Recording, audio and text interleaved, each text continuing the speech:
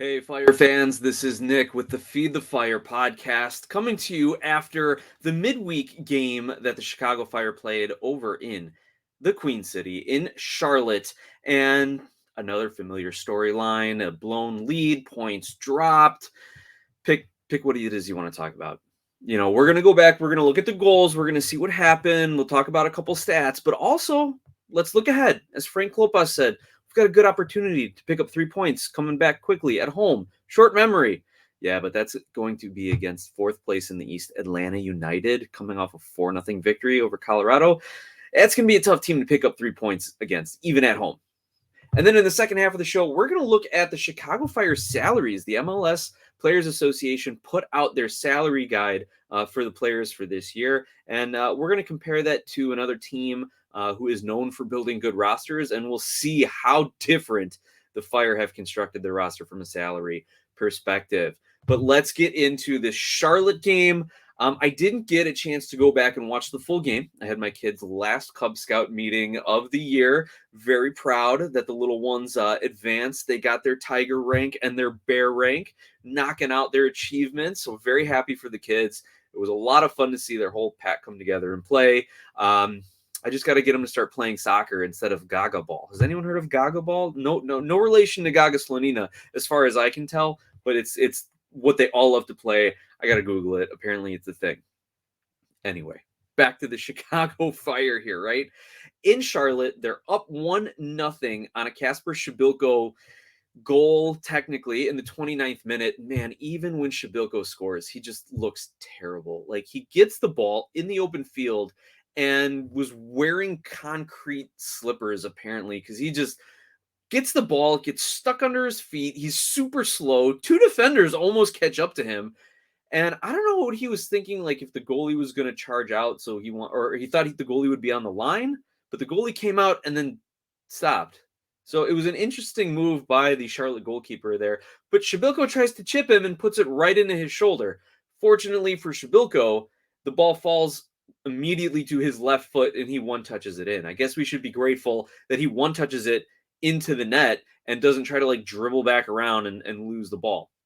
I will say it was very good build-up, excellent 1-2 play with Shaqiri and Gutierrez. Shaqiri getting the assist on that one, playing it forward to Przybylko. Actually, I don't think it even counts as an assist because he got it off of a rebound. So Shaqiri's numbers are going to look even worse just the way that thing got scored. But it was some good play in the middle. Przybylko made the right run, but again, his finishing, his on the ball play, his dribbling, just terrible. Like, I don't care that he scored this. Like, it just made me lose what little faith in him I have, if I had any to begin with. Anyway, let's get off of that. The next 2 goals come from young Charlotte FC player Brandon Cambridge, and if you want a feel-good story, go look up his story. Playing overseas, coming up through the Vancouver Academy, playing for University of Portland, and then ending up with getting Charlotte picking up his rights.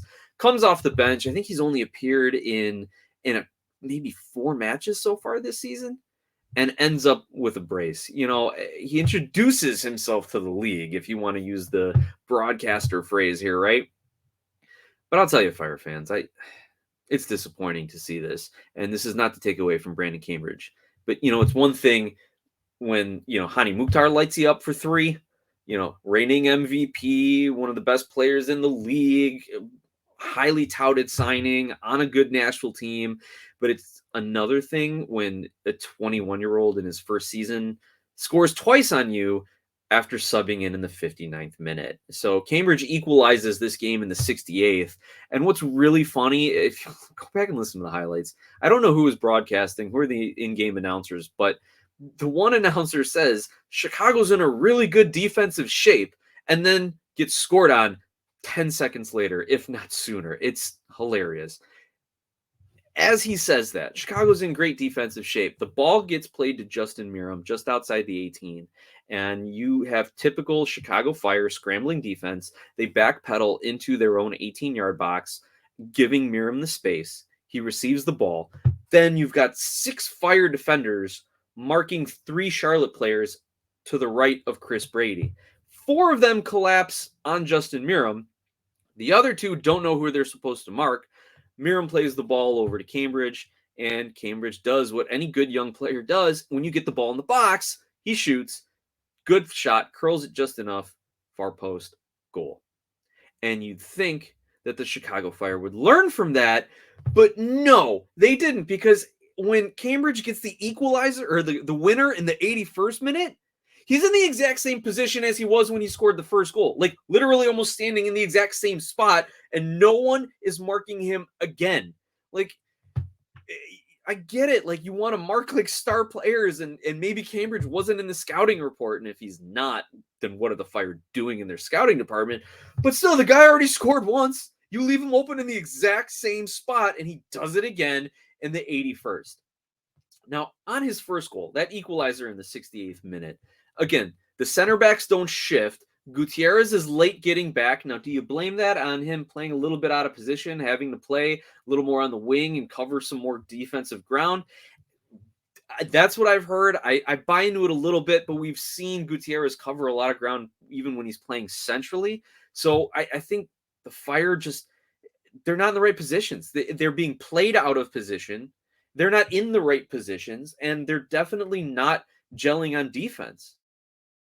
Now, they haven't been for a while, but this is just a glaring weakness that we see week in and week out with the Fire. Transition defense, scrambling, completely out of shape, despite what the broadcaster says.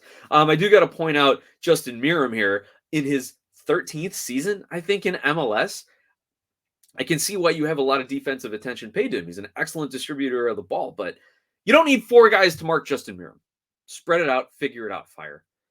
And then on the game winner in the 81st minute, no one closes down on the Charlotte player on the wing who gets the cross in. Pineda makes a desperate attempt. Pineda, playing center back, makes a desperate attempt to try and head the ball out, completely mistimes it, is in the wrong position, doesn't get his feet right when he jumps, and instead of heading it out or away, he actually heads it right to Brandon Cambridge, who's on the far post. And then Aceves doesn't recognize Cambridge is there. It's deja vu all over again. No one drops back to mark from the midfield. And again, an absolute breakdown. Cambridge takes advantage of it. 2-1, Charlotte. I hate to say I'm right, but I predicted 2-1 Charlotte. Now, post-game, let's listen to some of the quotes. And I'm glad we're getting some quotes from Fede Navarro, not just whoever the coach is and Fabian Herbers, or maybe some Shaqiri stuff. Though it's interesting that Shaqiri was really happy to talk to everybody after their win against St. Louis, but none of the Chicago Fire website quote sheet has anything from Shaqiri. Maybe he did give quotes. Maybe I'm just not finding them, but it's definitely not on the website. And you'd think their $8 million man would get quoted and put on the website. And we'll get to his salary in the second half of the show. So Fede Navarro says, we could have given a lot more and played a lot more throughout the game. Now, a lot of what he said was just typical kind of player talk, right? You know, we need to keep our head in it. We got to do better. We got to learn from it. We got to turn around for Atlanta, whatever. And Klopas, too. We'll get to his quotes. So a lot of coach speak. Like, we've got the opportunity to win on Saturday. We got to put this behind us. We got to do better in training, et cetera, et cetera. So this is what stood out to me from Fede Navarro. He says we could have given a lot more and played a lot more throughout the game. Put that in the middle of one of his quotes. So is he suggesting that guys aren't putting in 100% effort into the game? Interesting. He also says they lost focus and concentration at end of games, you know, going back to throughout the season here. So I don't think he's calling anybody out. I don't think he's the player to do that or the guy to do that. But the fact that those kind of quotes got slipped in there, that they could have given more, that they lost focus and concentration, there's something going on with this squad, and personally, anything short of blowing it up probably isn't going to fix it. Get rid of Klopas, get rid of half this squad, get rid of Heights and Pelzer, keep a few of your homegrown guys, maybe one or two others, and you just got to blow it up because you have to change the squad mentality and makeup all over again, sadly. All right, let's look at some of Klopas's quotes here. He says, on giving up the goals, I think we overslide in the box and then we get caught. And that's something we've discussed on this podcast, that the defenders in transition backpedal and overcommit. We saw it in this one. Klopas called it out. He saw it rightly. At least he saw it the way I saw it. You had too many players marking too few attackers, too many defenders on too few attackers. The entire defense shifts over. They're focused on the ball. they're not picking up their runners on the far post. They're not staying with their men who are making those late runs from the midfield. You definitely saw that on the 2 goals today and throughout the season on more than one occasion. As for the late game collapses, again, it was a lot of coach speak, similar to what Fetty said, but he said we got to train better. And like, I can't believe, after you see Ezra get shown the door so early on in the season, that Klopas also is starting to do the same thing. It's like, yeah, we got to do better in training. That is squarely on the coaching staff. You are indicting yourself. The lawyer in me is like, plead the fifth. Don't incriminate yourself here, Frank. Don't incriminate the rest of your staff. Anyway, here's his other big long quote. I'll read it to you and we'll analyze it as we go. What broke down in the second half and what can be done to fix it? Yeah, I think our ability to, when you're defending at times and then you get the ball, you still need the ability and movement off the ball to be able to connect passes. Okay, so that gets back to Fetty Navarro's quote that they're not putting in the effort. Continuing on. We tried, and then some of those passes, our ability to hold the ball in certain moments could have been better. I think that is, I don't think he's taken a shot at, but it's reflective of Xherdan Shaqiri's play. Because Shaqiri, when he gets the ball, he takes no more than 2 touches. Like, it's a trap and a pass or a one-touch pass. And on the one hand, I get it. He wants to spring a counterattack. He wants to play forward. He wants to hit guys and run. But Przybylko and Kamara and Kutsias hasn't shown it. Those aren't the strikers who you can just let sprint behind the defense. Shaqiri is not, his style does not fit this team. Take that up with George Heights and Joe Mansueto, please. So I think Klopas is recognizing it, and a lot of the fans are recognizing too. Shaqiri's got to keep possession. Like, let's let the wingers get up. Let's let the wingbacks get up. Maybe that works a little bit with Gutierrez if they can figure out how to do some passing to maintain possession and get their players in the good areas. But do the Fire want to be a possession team or do they want to be a counterattacking team? Again, they have no identity. They don't know how they want to play out of the back. They don't know how to spring their offense forward. All right, let's continue on with Klopas's quote here. Our ability to hold the ball in certain moments could have been better. So, and then you're defending again. Yep, a lot of turnovers in the middle. And Charlotte, to their credit, high line, very good defensive pressure. Continuing on. So it's not easy from being in the mid block now to winning the ball and getting into the final third. It's about movement and it's about being sharp with the ball. I think those are areas we could have been better late into the game. You try to freshen up the team with the subs. So yeah, he's calling out the starters. They're being lazy. He says, I'm putting in the subs. And he continues on. I felt that the subs were right because we wanted to bring some fresh legs in and guys now that can look to get behind and hold the ball and be fresh. And that's why we did that. So bringing in Herbers, bringing in Kutsias to be the outlet, Herbers to kind of get in behind and hold some possession, but didn't work out in the end. And he says, in the end, you give up the goals, and it obviously changed the game. Definitely. Well, yeah, Frank, brilliant analysis there. Goals changed the game. Who'd have thought that? So that's kind of my thought on what Klopas is seeing, on what happened, some of what Fetty Navarro is saying. Like, there's clearly not a strong mentality on this squad. And again, I think the only way to fix it is to kind of blow it up. There's really nothing more we can say, Fire fans. We see it week in and week out. Now we actually have the coach in Klopas saying it. Ezra was very like coach speak and ethereal and theoretical, and we just got to do better. Klopas is actually giving you some more tactical analysis in his quote sheets, in his post games, in his Q&As, but nothing's changing still. Like now it might even be worse. Like you could say Ezra didn't know what to do. Klopas knows what the problem is and he can't figure it out. So this is big problems here, big problems. So let's do what Frank said then. Let's, he's still the coach. You got to listen to him. Let's do what he said. Let's focus on the next game. We got Atlanta coming up on Saturday, and I'm recording this show on a Friday late morning. Let's preview Atlanta a little bit. Now, the Fire already had that awful 2-1 loss at Atlanta. I think that was the Myron Haile Selassie own goal off of his back, generously, off of his rear end, if you want to make a joke about it, late in the game to cost us. So, again, we've already blown a late game lead to Atlanta.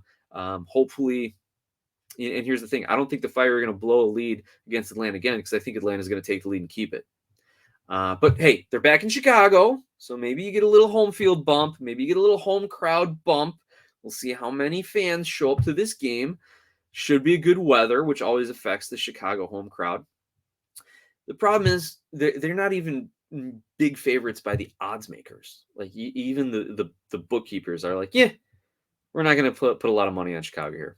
Now let's look at Atlanta. We know their players. We looked at that early on in the season. They've got Thiago Almada. They've got Yorgos Giacomakis. They did just sell Luis Araujo to Flamengo, one of the biggest clubs in South America, if not the biggest club in Brazil, for a decent fee. I think they ended up losing money on the deal, but you recoup a large chunk of it for a player who's just not been performing to the level they need him to in MLS. I mean, if Araujo was performing, Atlanta would be probably second in the Eastern Conference at this point. But anyway, that could be something the Fire can exploit. Maybe there's some turnover on the roster now, guys moving around, a sub who's got to become a starter. Maybe the Fire can exploit it. Maybe they can jump out on an early lead. And the other thing Chicago has to exploit against Atlanta is their defense. Atlanta has given up the second most goals in the league, and their goalkeepers have the worst save percentage in the league. But the only way the Fire can take advantage of that is if they actually shoot on target. Against Charlotte, 5 shots, 3 on goal. Not good enough if you're going to win a game. Not good enough at all. And remember, 2 of those shots were that one play from Przybylko. Like, I didn't even look up the expected goals because I'm pretty sure it was terrible. And I, of course, wanted to forget about that Charlotte result as quickly as possible. So the Fire, if they can really keep up the pressure, keep up the offensive pressure, and do what Klopas said, let's have some possession a little bit and build the attack up a little bit. I doubt they're going to be able to implement that in 2 days here. But if they can do that and start getting some shots against the Charlotte back line, the Atlanta back line, they may have a chance to score 1 or 2 early on and really kind of change the way Atlanta wants to play the game. However, I'm pretty sure if the Fire even do get a lead, they're just going to try and sit back and hold it because, again, they can't play like Klopas had identified, having some possession in the midfield and then dropping some guys behind the ball to prevent a counterattack or to have that defensive shape when the opposition transitions to offense when you turn the ball over. So even then, are they going to be able to hold on to the lead? They haven't proven it. I don't think they could, but they're not going to have a lead. I don't think so. I think Atlanta's offensive numbers are what's going to drive this. And I said, one of the worst defensive and goalie teams in the league, but they are, where's my notes here? They are the highest scoring team in MLS right now. They have the second highest assisted goals in the league. They're 6th in the league in expected goals. So they are an offensive team, and you've got Almada driving that. His free kicks change games. We saw that this last week. And you look at the Chicago Fire, I think they had 4 yellow cards in this last game. If they're going to be committing these fouls in their own defensive third, Almada's going to score 1 on a free kick. I don't know if you guys are gamblers out there, but maybe that's a prop bet. Almada to score on a free kick for a big payout. Look for that. And again, you have Atlanta, who's flying high after a big 4-0 victory in Colorado. You've got Giacomakis, who's scored in just about every game he's played in for Atlanta. You got Almada. You got the whole cast of characters there. This is going to be tough for the Fire to draw at home, let alone get a win. Looking at the odds, BetMGM has the Fire at plus 135. They have the draw at plus 250. And they have Atlanta to win at plus 175. So even the odds makers don't have a lot of faith in Chicago. And for all the reasons we have mentioned before, a tired and banged up Fire squad coming home, though, I still think this is 3-1 Atlanta. I think Atlanta's going to score in each half and get a free kick goal from Almada, and the Fire will be lucky to get one at some point during this match. Maybe Koutsias gets motivated by seeing his fellow Greek across the pitch from him and finds the back of the net finally and can get something going for himself. But I really don't expect the Fire to do much. Even if Chris Mueller comes back, he's been nursing a hip injury. He's been out the last couple of games. We'll see if this is the time for him to come in. Who knows? At least maybe Kai will be somewhat fresh. Could change things in the offensive third. We don't know. Anyway, that is the Charlotte review, the Atlanta preview. Now let's have our sponsor break and take a look at the MLS player salaries here and the Chicago salaries especially. So our show is brought to you by Skira Icelandic Spring Water. Icelandic for clear. Skira water comes from a spring in a government-protected nature preserve in Iceland with naturally low mineral content. This isn't your average water. Clearly, pun intended, it's one of the best. And I'll tell you, after a night of screaming at the Chicago Fire on my television, a bottle of Shaqiri really kind of soothes things and will calm you down. So get out to your 7-Eleven, buy a few bottles of Shaqiri, take them to your tailgates. It's the summertime. It's almost summertime, I should say. You got to stay hydrated. Shaqiri is the way to do it. Tell your friends about it. Go find them at your local 7-Eleven. Now, Major League Soccer Players Association released their salary guide breaking down the base salary and total compensation. You can go check it out on their website. I'm sure you've seen it out on Twitter and social media and on MLSsoccer.com. But so you can look at all the details and all the math and how they break it down and how they do it. But what you have to know as Chicago Fire fans is Xherdan Shaqiri is the highest paid player in Major League Soccer per guaranteed compensation. And that's at $8.153 million. Do you think he deserves to be the highest paid player in the league? Well, the answer to that obviously is no. But he's also the second highest paid player on salary only, and second only to Lorenzo Insigne, and not by much, probably by a couple 100,000, right? So Shaqiri, the highest paid player in the league. But if you're looking at salary, second highest, but definitely the highest on the Fire. Now let's review our top paid players here at Chicago Fire by base salary. Shaqiri is at $7.35 million. Then you have Gaston Jimenez as your second highest salary on the Fire, $1.6 million. Chihos at 1.3, Jairo Torres and Kacper Przybylko 1.1 million. And those are your 5 players who have at least $1 million. Now, Arnaud Souquet and Chris Mueller are at 600,000. Yorgos Koutsias 470,000. Fede Navarro 450,000. Fabian Herbers has 310,000 in base salary. Our loanee defender Seves is at 330,000. Haile Selassie is at 264,000. Miguel Navarro, I found this interesting. He's at $260,004.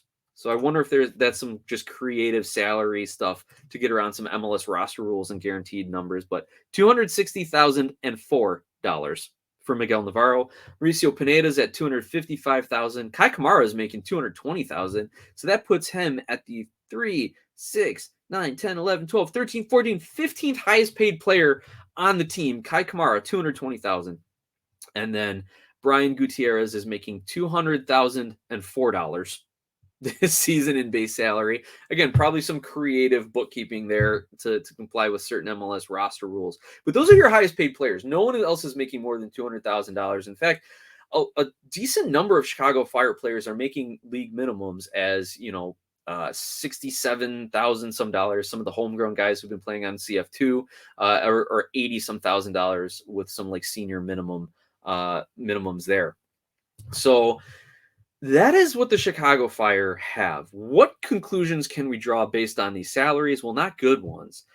The salaries for the Fire are way too top heavy. The vast majority of the money they spent is tied up in their top 5 players, who are all underperforming. Shaqiri, we don't have to talk about that. Jairo Torres, barely on the pitch. Gaston Jimenez, still kind of on a DP contract, like level 1.6 million.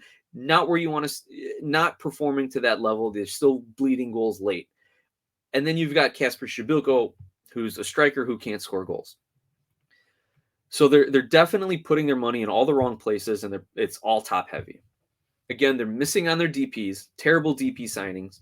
And the other thing is your mid-salary players here, your 200 to 600,000 are average MLSers at best, right? Like even like that middle to high part of your roster.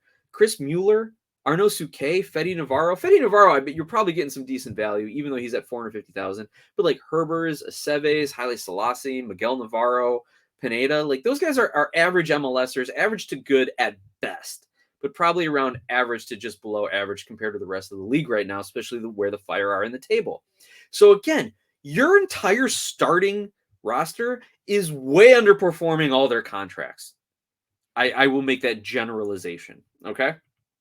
Maybe Kai's outperforming. Maybe Guti's outperforming. By the way, I think Chris Brady, our homegrown starting goalkeeper, is only like at 177,000, something like that. I can't recall it exactly. So he's definitely outperforming. And I forget if it was an MLS soccer.com writer or Extra Time did someone from The Athletic did their like best value 11. And you have Brian Gutierrez and Chris Brady. Like they went position by position and gave their best values. And it was Gutierrez as a midfielder and Chris Brady as the goalkeeper were like the two best values at their position. And then they did like the worst values at their position. And you definitely had Xherdan Shaqiri way up that list. Araujo was on there for Atlanta. And what did they do? They sold him. They said, this is not working and we're paying him way too much. Bye-bye. Think the Fire are going to do that with Shaqiri or Jimenez? Nope. That's the difference between a team that knows how to build a roster and has a vision and a team that doesn't. Now, just for the sake of argument and kind of learning a little bit more about the league here, I wanted to compare the Chicago Fire to LAFC, a team that over the last several years has been known for building great rosters. Now, LAFC has 5 players between 1 and 3 million. The Chicago Fire have 4 players in that range, and then Shaqiri just blows the curve, right? But LAFC also has 12 players between 200 and 600,000. There are very few guys on this LAFC roster, maybe 2 or 3, on league minimums. So imagine if we could take, as the Chicago Fire front office, say $4 million from Shaqiri's contract and spread it out and give an extra $500,000 to 8 players on the back end of the roster and build it out that way. How much better could the Chicago Fire be?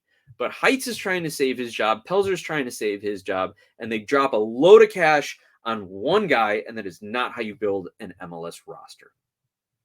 In other MLS news, San Diego, speaking of California, gets the expansion bid. They will begin play in 2025. And I just wonder if they're going to take that year like St. Louis to start building a roster already. Also looking around the league from this last weekend, some notable results. We mentioned Atlanta's 4-0 victory over Colorado. LAFC drawing Kansas City 1-1. Good for KC. They are starting to get their groove this season. Austin wins in Seattle 2-1. So there's parity all around the league except for Chicago. Now, looking ahead to Saturday's games, to tomorrow's games, it's still rivalry week, part 2, I guess you could say. So look for those rivalry games. There's going to be a lot of crazy matchups. I just wonder, with all the rivalry games out there, are we going to have more goals or more yellow cards this weekend? I know the Fire are going to do their part to add to that yellow card number. Well, that's it for today's show. Thanks again to our sponsor, Skira Icelandic Spring Water. Make sure you follow along with us on YouTube and Spotify and wherever you get your podcasts. And reach out to us at Glasshouse Soccer on social media, or you can email me, glasshousesoccer@gmail.com. Enjoy the match. Bomb it, Fire. Vamos, Fire. Let's go, Fire. Let's just keep it respectable this weekend, please. Anyway, have a great match weekend, everyone. Take care.